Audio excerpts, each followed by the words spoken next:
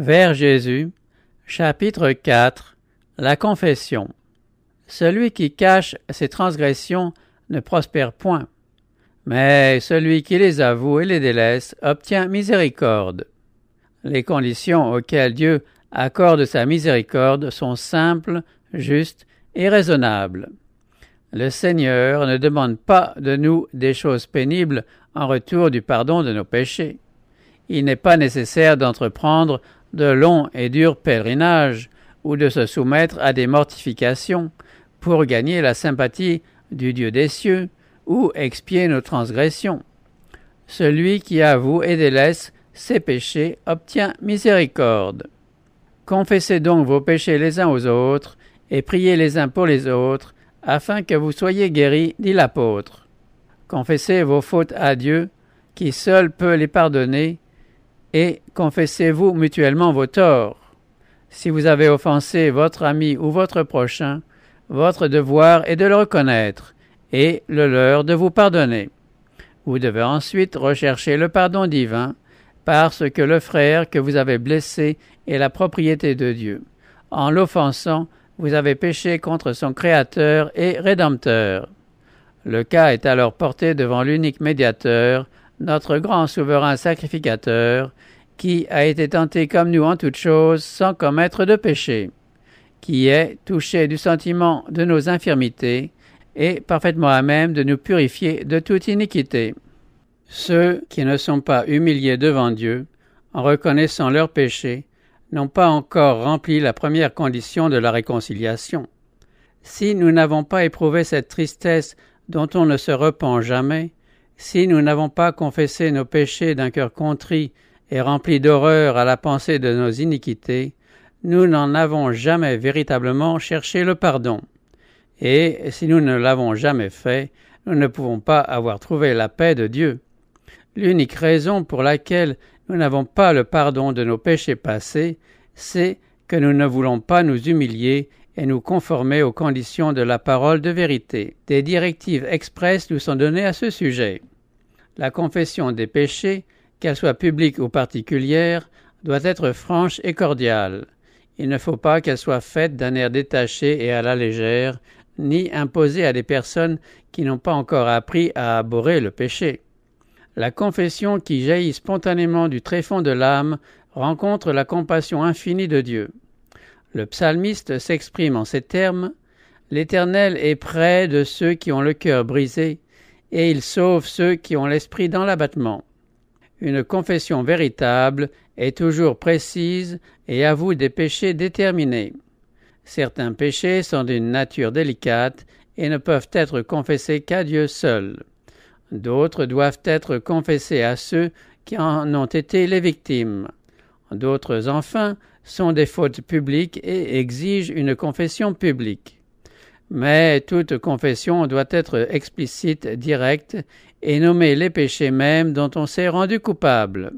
Au jour de Samuel, les enfants d'Israël qui s'étaient éloignés de Dieu avaient perdu la foi en sa sagesse pour gouverner la nation et en sa puissance pour défendre sa cause. Se détournant du grand monarque de l'univers, ils avaient exprimé le désir d'être gouvernés comme les peuples qui les entouraient.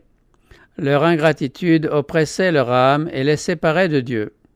Avant de trouver la paix, ils durent faire cette confession claire et précise : « Nous avons ajouté à tous nos péchés le tort de demander pour nous un roi. » Il leur fallut confesser le péché dont ils s'étaient rendus coupables. Une confession ne sera jamais acceptée par Dieu si elle n'est pas accompagnée d'un repentir sincère et d'une réforme. Il faut qu'un changement radical de la vie l'accompagne et que tout ce qui n'est pas agréable à Dieu soit mis de côté. Ce sera la conséquence de la douleur réelle du péché. La tâche qui nous incombe nous est clairement révélée.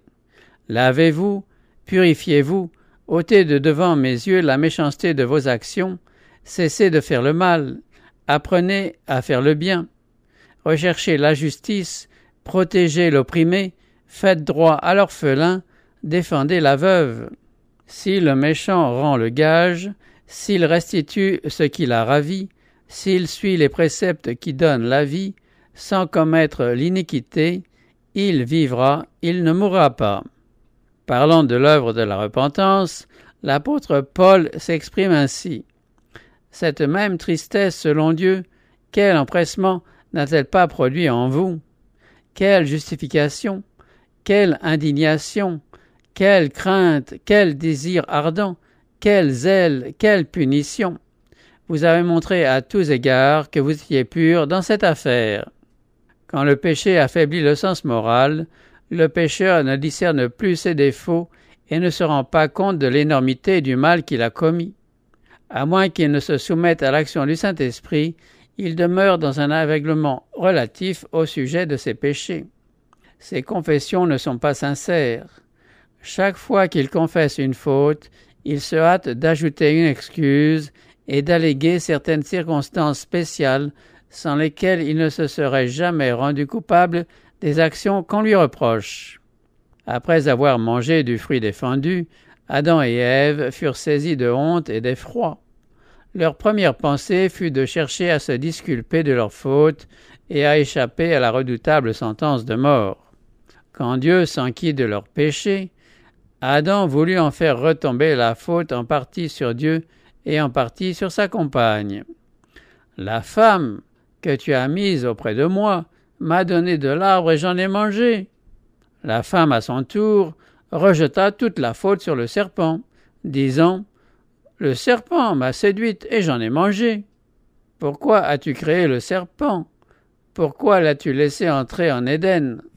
Ces questions impliquées dans son excuse ne tendaient qu'à faire retomber sur Dieu la responsabilité de leur chute. La tendance à excuser ses torts a pris naissance chez le père du mensonge et se manifeste chez tous les fils et toutes les filles d'Adam. Les confessions de ce genre ne sont pas inspirées par l'Esprit de Dieu et ne peuvent être agréées. La véritable repentance amène le pécheur à porter lui-même sa transgression et à la reconnaître sans fraude et sans hypocrisie. De même que le publicain, n'osant pas même lever les yeux au ciel, il dira « Ô Dieu, sois apaisé envers moi qui suis un pécheur. » Ceux qui reconnaissent leur culpabilité seront justifiés, car Jésus présentera les mérites de son sang en faveur des âmes repentantes. Les exemples de confession véritable que fournit la Bible ne contiennent pas une seule parole tendant à excuser ou à pallier la faute et à justifier le transgresseur. L'apôtre Paul ne cherchait nullement à se défendre. Il a dépeint son péché sous les plus vives couleurs. Il ne fait rien pour en atténuer la culpabilité. J'ai jeté en prison plusieurs des saints ayant reçu ce pouvoir des principaux sacrificateurs. Et quand on les mettait à mort, je joignais mon suffrage à celui des autres. Je les ai souvent châtiés dans toutes les synagogues et je les forçais à blasphémer. Dans mes excès de fureur contre eux, je les persécutais même jusque dans les villes étrangères. Ils n'hésitent pas à dire « Jésus-Christ est venu dans le monde pour sauver les pécheurs, dont je suis le premier. » Le cœur humilié et contrit, subjugué par un repentir véritable, comprendra jusqu'à un certain point l'amour de Dieu et le prix du calvaire. Comme un fils fait sa confession à un père aimant, le pécheur véritablement repentant apportera tous ses péchés devant Dieu. Car il est écrit, si nous confessons nos péchés, il est fidèle et juste pour nous les pardonner et pour nous purifier de toute iniquité.